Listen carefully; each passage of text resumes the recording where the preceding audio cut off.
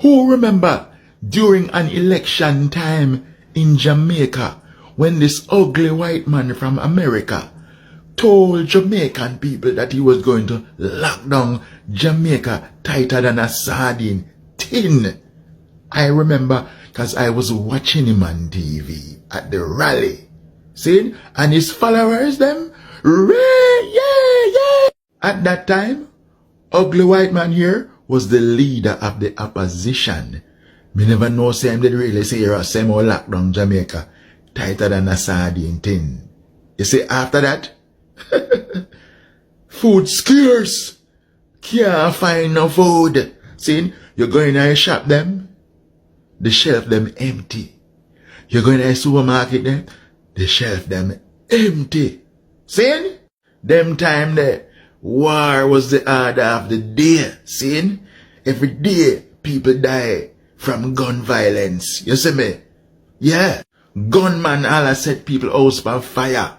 And when the people them try to escape, then shoot the people them. See? Woman a run out with her baby. Man take the baby from the woman and throw the baby back in her fire. I saw things that crucial, you know. See? Them burn down all one old people home. Bombaras, clat. The old people home where people can't walk, you know. So them can't see. See? Them set it ablaze, burn it down. Clat.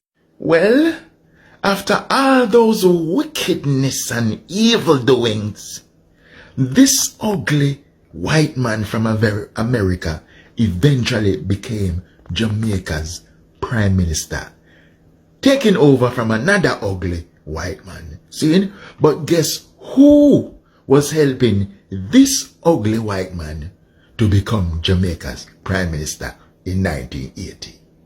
Guess.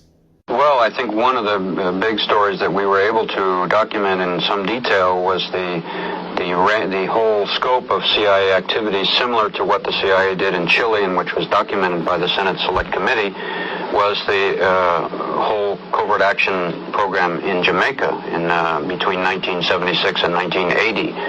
And we did a great deal of research into that, and we discovered in many ways a very similar program, almost a classic model that was followed along the lines of what they did in Chile, including three major categories: military, paramilitary activity, the use of propaganda in the media, and the third one, which was economic warfare, using the multilateral organizations, the International Monetary Fund and others, to withhold loans which had been promised to the Jamaican government.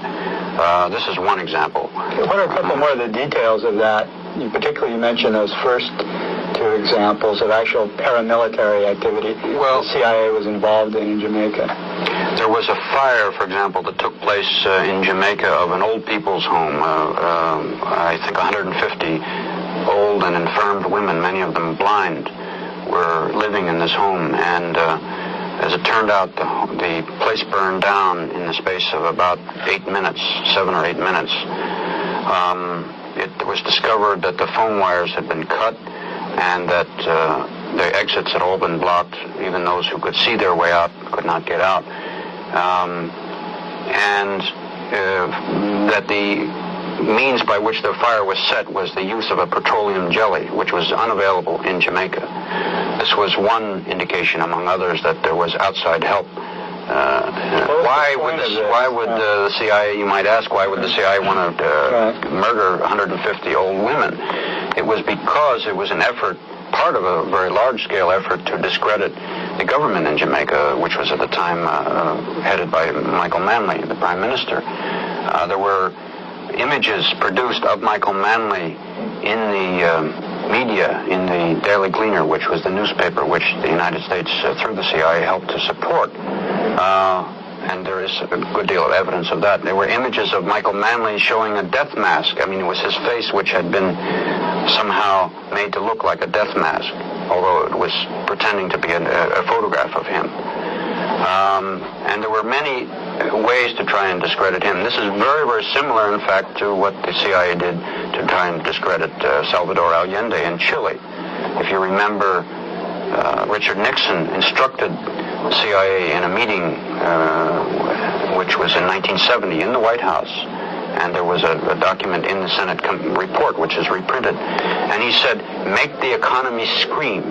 Those were his words. And that's, of course, what the CIA proceeded to do in Chile, and that's what they also did in Jamaica. They also furnished a lot of munitions and assistance to the terrorist squads that were going around killing people in the cities and also in the countryside in Jamaica as well. That's correct.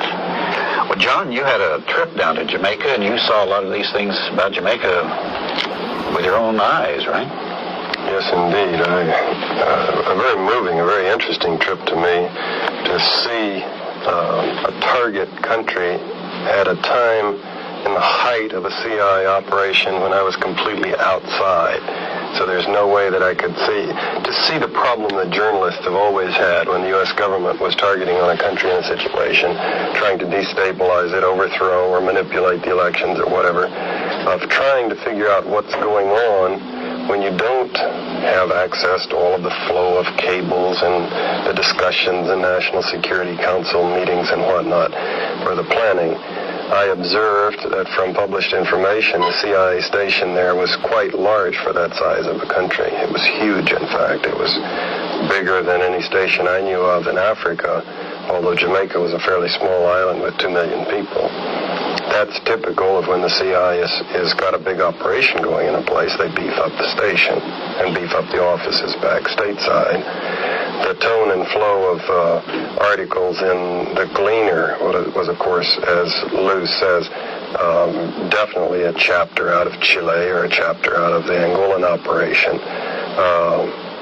Every indication of a massive CIA operation going to destabilize the government, to make the economy scream. And in that case, I would say that probably someone got promoted for that one, probably several people. Because Manley was run out of office. Because it worked. By a legitimate...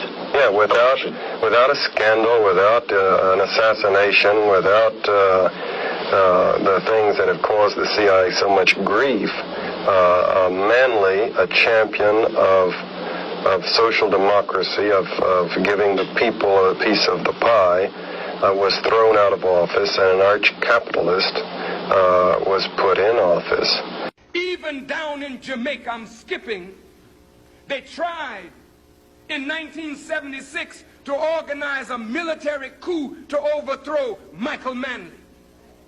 In 1976, they supported attempts to assassinate Michael Manley on 3 different occasions. The little man who led Jamaica, who spoke at Savior's Day, was such a threat to our government that they attempted 3 times to assassinate the man in 1976.